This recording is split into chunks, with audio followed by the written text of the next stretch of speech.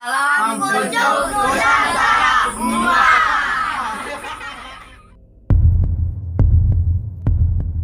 Assalamualaikum, sampurasun, rahayu, rahayu, rahayu. Pada kesempatan kali ini kami akan membahas bagaimana cara berkomunikasi dengan kodam. Namun jangan lupa like, share, subscribe karena KSB disebutkan sampai sekarang atas nama besar sobat-sobat KSB dimanapun berada. Dan kami akan kami di sini bukannya untuk menggurui, tapi kami bertukar pikiran, berbagi ilmu pengetahuan. Mudah-mudahan tontonan ini bisa menjadikan suatu tuntunan.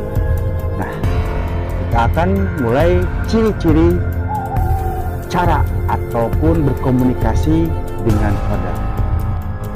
Kodam bisa diajak berkomunikasi dan kebanyakan kita ini tidak tahu caranya.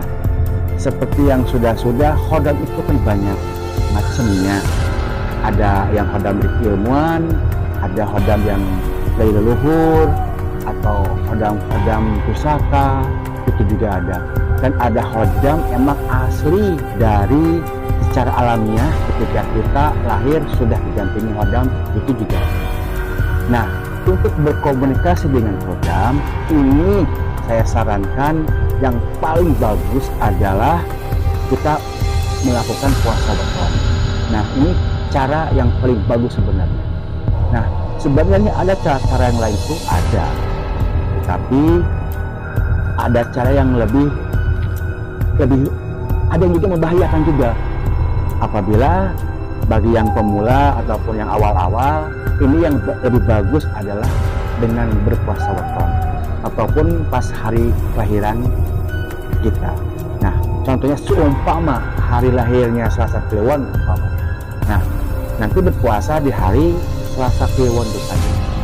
Puasa lebih dari satu weton bagus, tidak ada masalah. Nah, caranya umpamanya Selasa Kliwon. Nah, hari Senin Wage sore, nah sebelum maghrib itu sudah bersuci dulu ataupun keramas, bersih-bersih, mandi besar. Nah, setelah itu melakukan mulai maghrib itu sudah mulai tidak makan. Nah, puasa untuk weton kali ini kalau bisa itu, dan memang ini yang disarankan, itu tidak boleh kita makan makanan yang mengandung nyawa.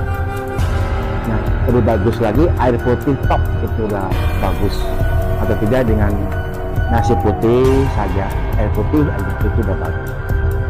Nah, itu malamnya nanti sore sebelum maghrib sudah bersuci ataupun adus keramas lebih besar lah. Nah, kemudian setelah maghrib sudah tidak makan, tidak minum. Nah, kemudian jam 12 malam bagi yang beragama Islam sholat tobat dulu 2 rakaat. Nah, itu lebih bagus. Setelah itu sholat hajat 4 rakaat, 2 rakaat salam, 2 rakaat salam. Nah, kemudian setelah itu wirid, sebelum wirid tawasul dulu. Pertama, tawasul kepada Kanjeng Nabi Muhammad SAW. Nah, 1 kali. Kemudian tawasul kepada sahabat Nabi, 4 sahabat, 4 khalifah ya. Abu Bakar As-Siddiq, Umar bin Khattab, kemudian Utsman bin Affan, kemudian Ali bin Abi Thalib. Nah, itu masing-masing 1 kali Fatihah. Nah, setelah itu tawasul kepada malaikat 4, yaitu Jibril, Mikail, Israfil, Izrail. Nah, ini paling bagus 1 kali Al-Fatihah.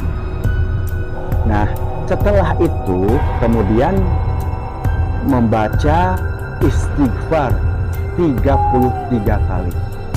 Nah, istighfar yang astagfirullahaladzim itu juga bagus, atau astagfirullahaladzim al-ghafurur rahim itu juga bisa. Nah, istighfar 33 kali. Setelah itu kemudian membaca kalimah syahadat. Kalimah syahadat, 2 kalimah syahadat ya. Nah, setelah itu kemudian membaca Al-Ikhlas. Di surat Al-Ikhlas itu 3 kali, kemudian membaca surat Al-Falaq itu 3 kali, kemudian surat Anas itu juga 3 kali. Nah, setelah itu kemudian wirid ataupun zikir bacaannya seperti ini.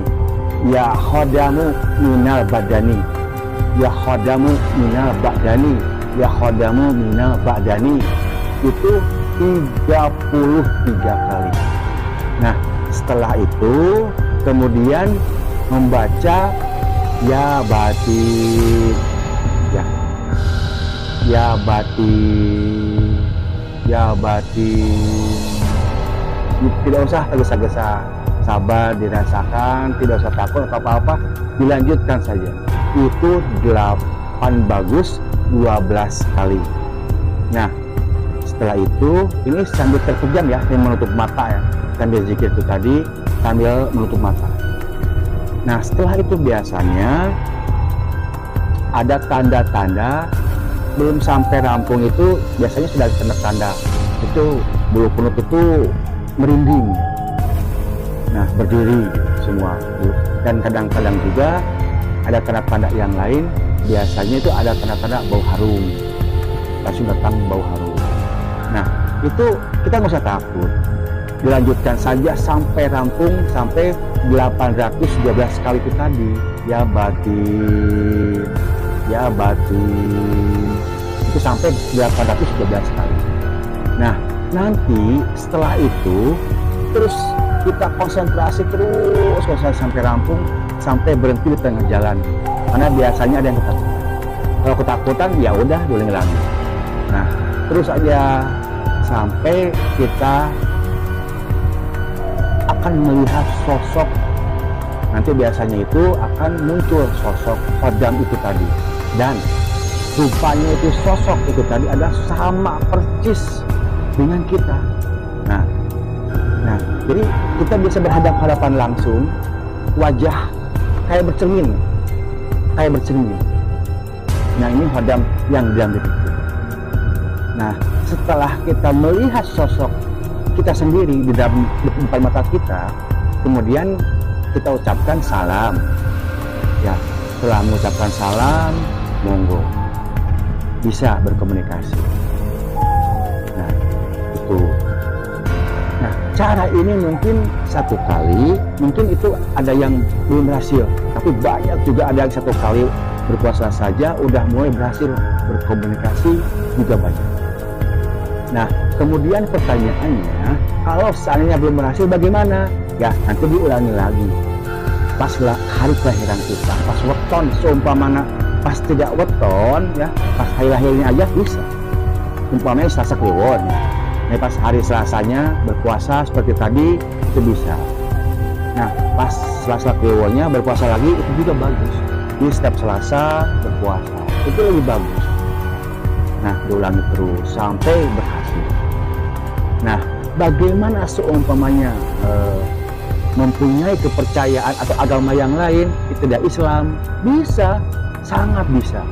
Jadi tetap berpuasa weton ya caranya, atau juga berpuasa pas hari kelahiran, dan tata-caranya sama. Sebelum berpuasa weton, sorenya sudah mandi besar, mandi bersih-bersih dulu. Malamnya tidak usah makan, tidak minum sampai maghrib besoknya. Nah, itu. Nah, nanti kalau berbuka pas maghribnya ya kalau bisa nggak usah pakai makanan yang mengandung nyawa. Nasi putih tok gitu, itu lebih bagus. Sehat, malah tambah sehat kok, nggak usah khawatir, tambah sehat. Nah, kemudian malamnya jam 12 ya, jam 12 malam kita semedi, atau bisa dikatakan meditasi. Nah, semedi, kemudian sebelum semedi itu tadi niatkan supaya diniatkan bisa berkomunikasi dengan khodam yang mendampingi. Nah, itu sampai semedi saja. Nah, loskan saja. Nanti sampai betul tenang, betul masa tenang. Nanti otomatis akan muncul dengan sendirinya. Karena apa? Karena niatan untuk berkomunikasi dengan Khodam itu tadi, secara otomatis Khodam itu akan berinteraksi dengan kita. Nah, itu cara semacam itu. Nah, jadi itu bahasan kita kali ini mengenai bagaimana cara berkomunikasi dengan Khodam. Mudah-mudahan ada berkah dan manfaatnya, dan kami akan kembali. Kami bukan untuk menggurui, tapi kami bertukar pikiran, berbagi ilmu. Mudah-mudahan bisa menjadikan suatu tuntunan, dan bagi yang sudah bisa berkomunikasi dengan Khodam, monggo bisa berbagi pengalaman dengan sudah sobat KT di kolom komentar. Sekali lagi, mohon maaf yang sebesar-besarnya. Assalamualaikum, sampurasun, salam kunci.